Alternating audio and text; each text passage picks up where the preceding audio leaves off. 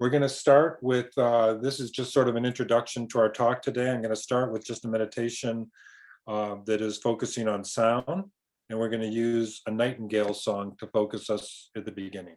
As I've said before, when you focus on anything that isn't words, it tends to even out the two sides of the brain and activate the more nonverbal part of the brain.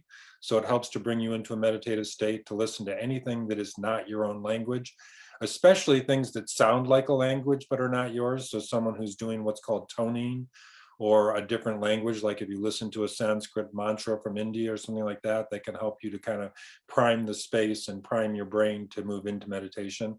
In this case, though, we're going to use bird song because I just think that's a very relaxing, natural, soothing cue for us to get started with.